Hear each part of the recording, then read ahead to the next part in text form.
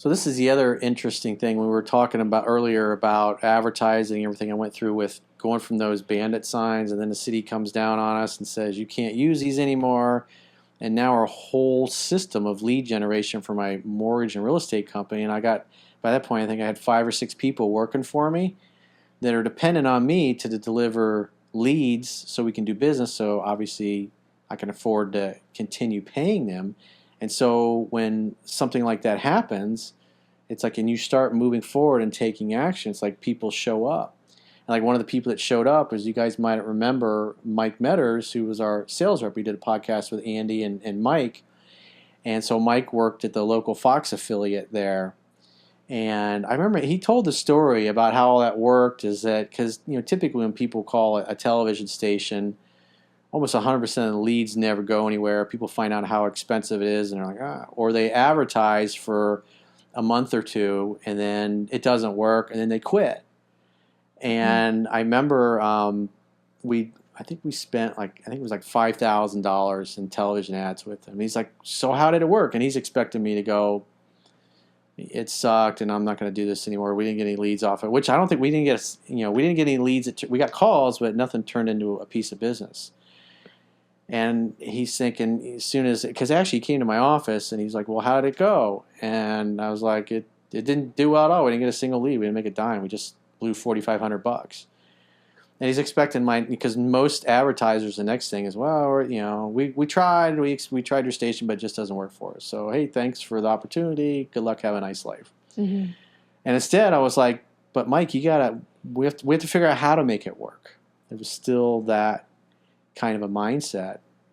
And, working with him, and then he ended up connecting me with John Morgan, who you guys may have heard of, Morgan & Morgan, largest personal injury attorney in the country.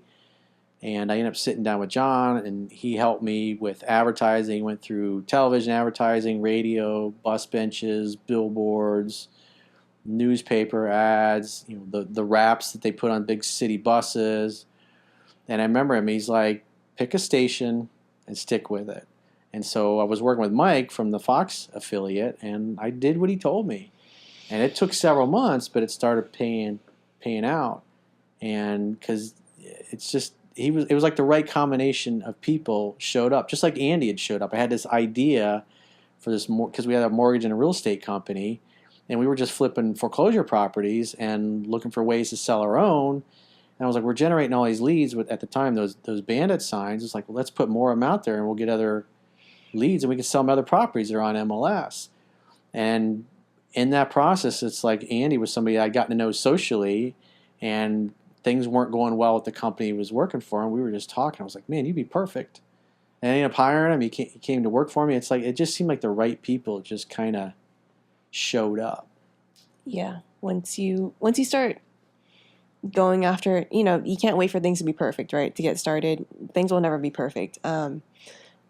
But once you get the ball rolling, people will see that, and people are always watching. So once they see you going after where you're going after, they'll naturally say, hey, I see what you're doing. And when they see that, they're like, hey, I can help you in X, Y, Z. Or they'll refer you someone.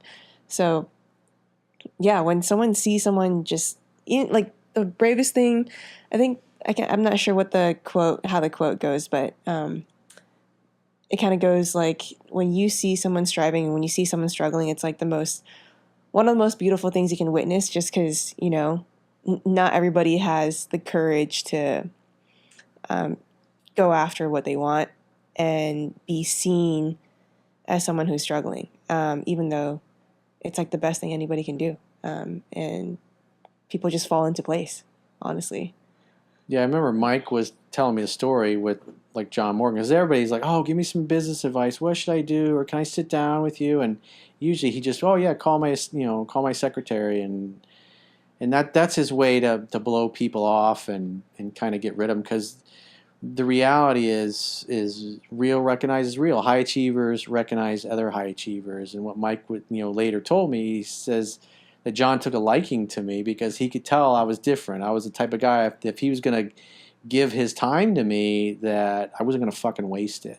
Mm-hmm. And so I went in and expecting to maybe hang out for an hour, hour and a half, get some tips, and we sat in his office for almost 4 hours. Yeah. And this is the guy that runs the most successful personal injury attorney firm in the whole entire country. The guy's worth tens of, probably hundreds of millions of dollars. He might even be a billionaire at this point. I mean, this is a guy that Barack Obama comes and kisses John Morgan's ring. Nancy Pelosi comes and has dinner at his house.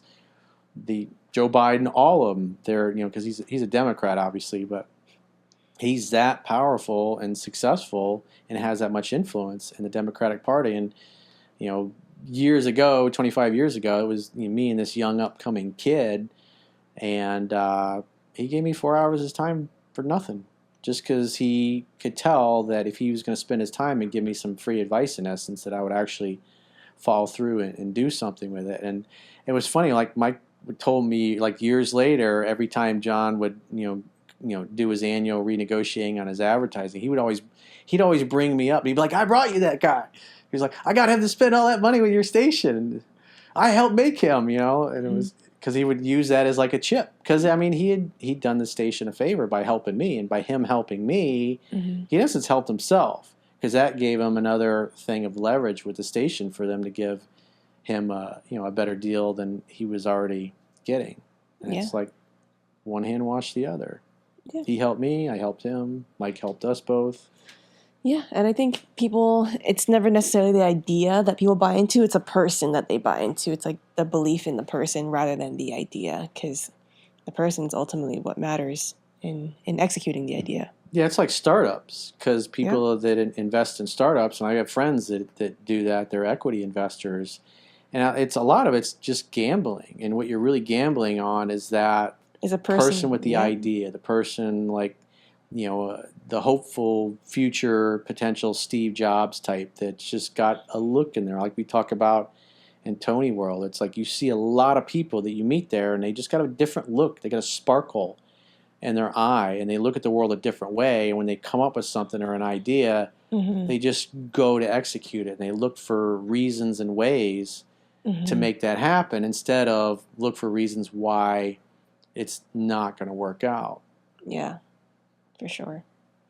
That's just one thing. Just learn to just trust in the idea. I mean, trust the idea, but also trust more so the person.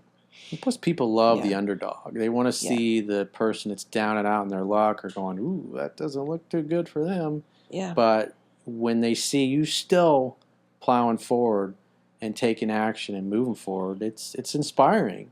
Because somebody else that may be observing that kind of wants to do something similar in their own life.